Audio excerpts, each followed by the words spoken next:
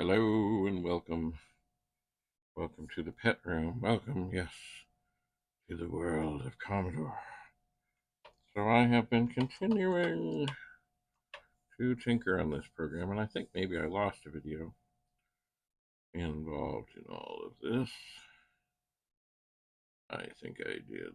Anyway, I've been thinking of other ways, other things to be able to change this program ever so slightly. Let me think about this. Line 1. Print, quote.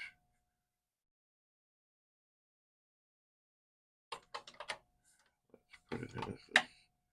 Oops. I'm just reaching around the recording device here. Oh, God. Floating. Character. Question mark. Quote.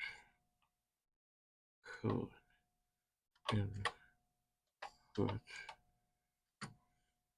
A. String.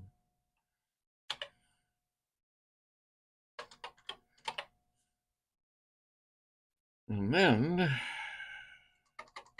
I'm going to change this line to a rem to keep it as it was.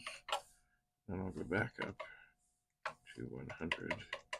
And this will get more complicated because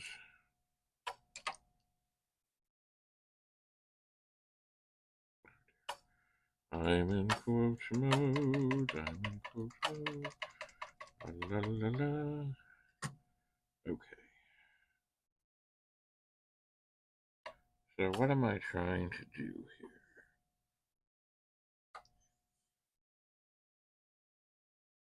One, two, three. A dollar sign. Semicolon.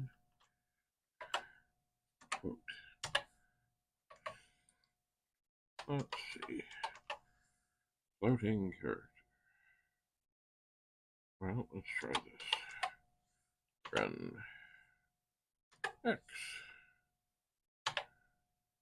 Well, that went well. The hell did I do?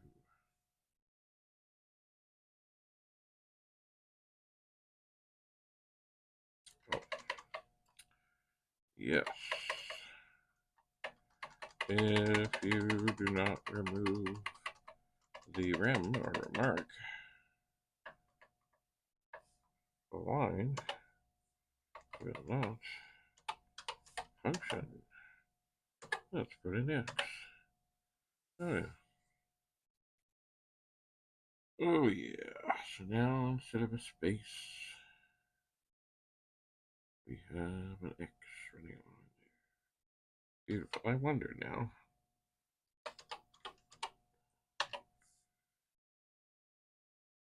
If I run this and I put in the space, it's not going to do it. Alright, let's try this.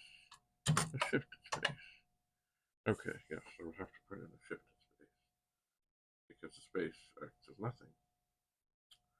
Oh, all these cute little things. These tinkering things you remember.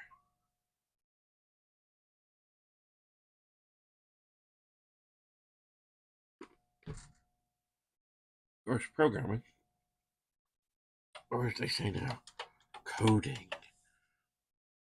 It's all a matter of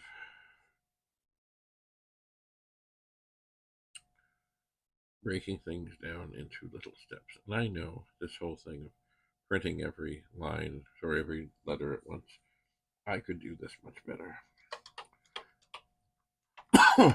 I could. Well, I'm not going to at the moment. I think what I'm going to do is I'm going to put in line 0. I'm going to put oh, you know what? I'm not going to do that. I'm going to copy line 5.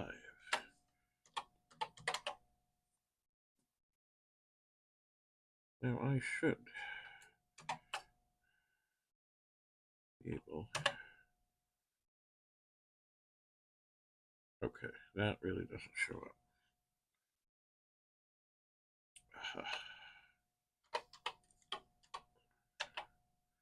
You know what? For what I'm doing here, I don't need the reverse thing. I don't.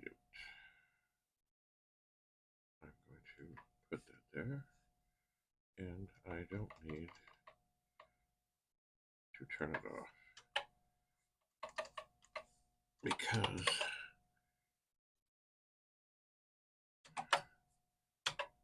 there we go. I was thinking about that. See, there's the little cursor thing running in front. The little line that says, yeah, here's where I am.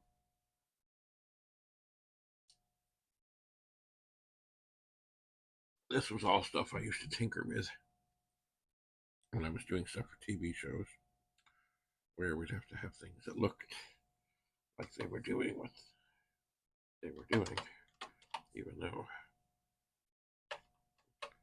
they weren't.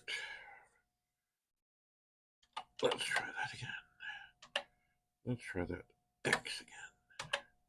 Yes, there's an X. Right. So it doesn't have to be in reverse. But that is not typically a character that we would have doing something like that. It would be the underline. And of course, if I put in a shifted space, it will take it. But then it won't show it as the way we had it before.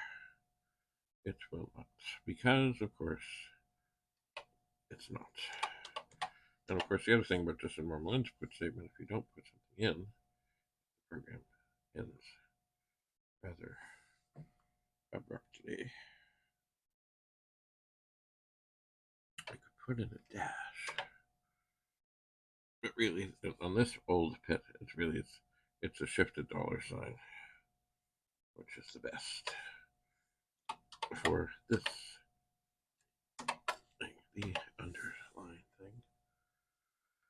Oh yeah, it's funny. I've been watching. What is that? Oh, I see.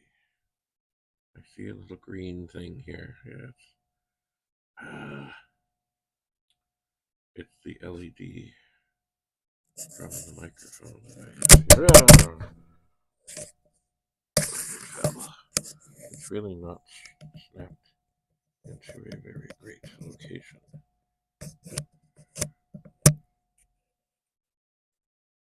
There, got rid of that.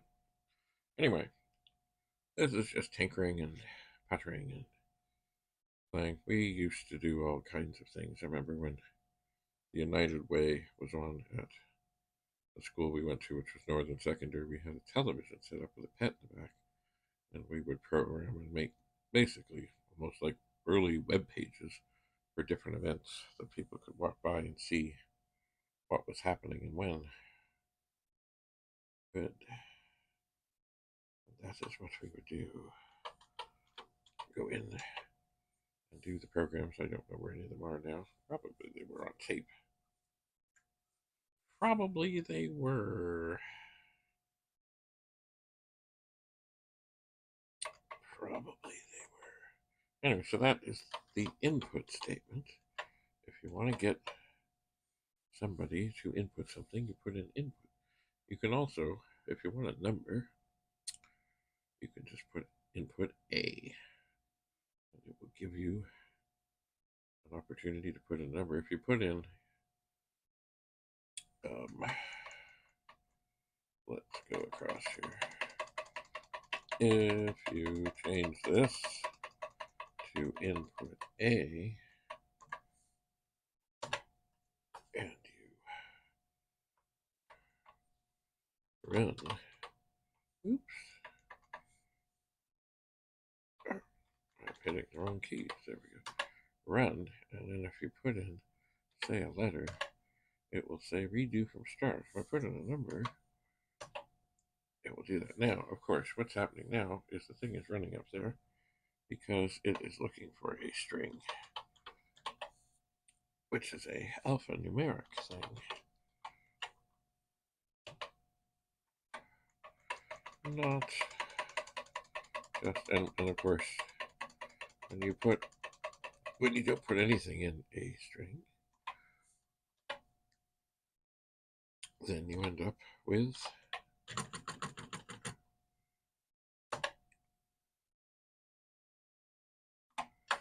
nothing.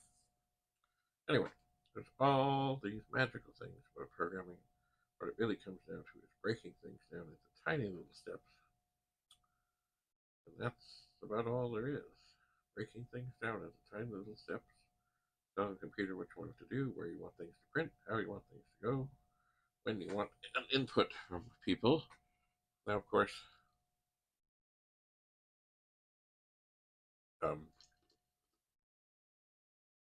with input things, if you just have an input A string and somebody just hits return, the program bails out.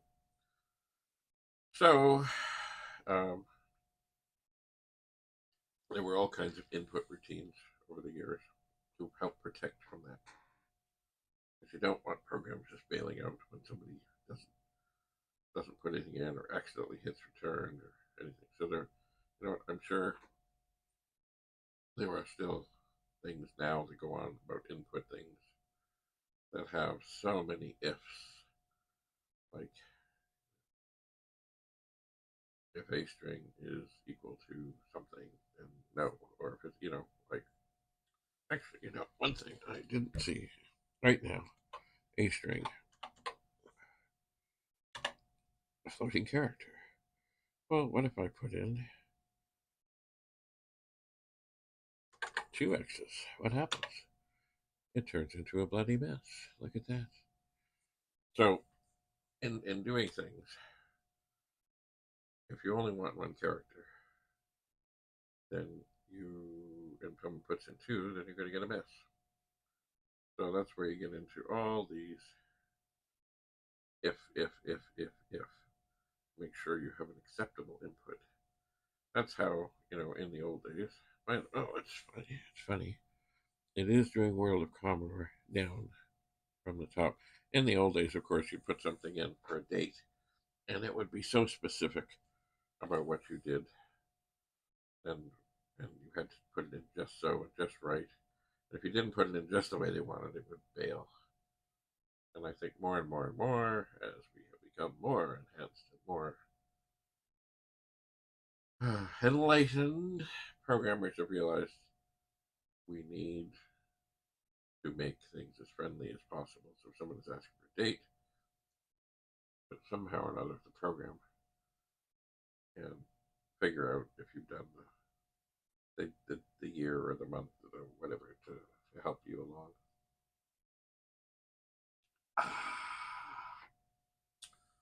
Anyway, programming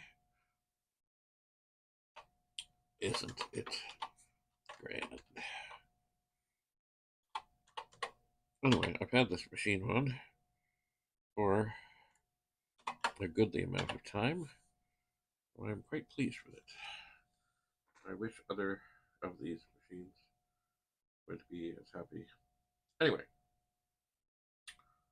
today I am suffering from some horrible leg cramp, which makes it hard to think and hard to concentrate.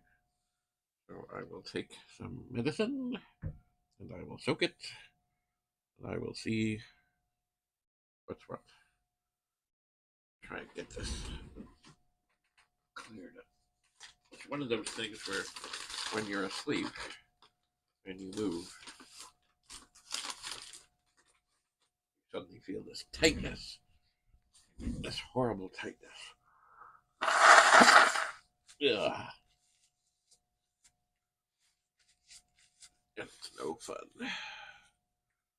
Anyway, thanks for dropping in to the World of Commodore. By the way, when I have this World of Commodore and it prints ever so nicely that it looks cool. There are certain things that you have to work out into how many characters does it take to make something look cool. If you just want things to scroll down the screen, You don't need to worry, but when you're putting in a semicolon, things are printing next to each other. It might take some experimentation. And I happen to know that World of Commodore, the space is exactly the right size to look kind of cool as it goes down the screen. So that would be 5, 6, 8, 9, and then Commodore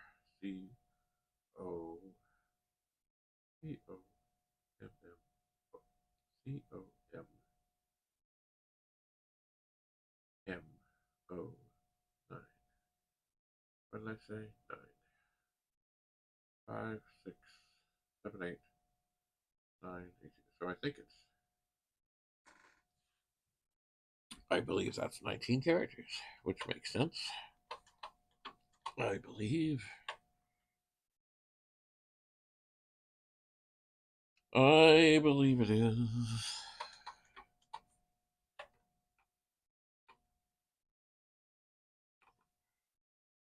There it is. World of Commodore. We'll count that. 1, 2, 3, 6, 7, 8, 9, 10, 11, 12, 13, 14. Yes, 19. Now other links of things may look cool. They might experiment for what it is that you want. Anyway, I need to medicate and see if I can get this horrible leg thing to clear up, because it is very hard to think, let alone walk on this at this moment. Anyway, thanks so much for being here. You have a lovely, lovely day. We'll see you again soon. I'll figure out some more. Oh, hello, Penny. Some more programming things we might tinker with. Yes, I know. That's Penny. Yes, that's Penny. I hear you, Penny. What you doing? What you doing, Penny?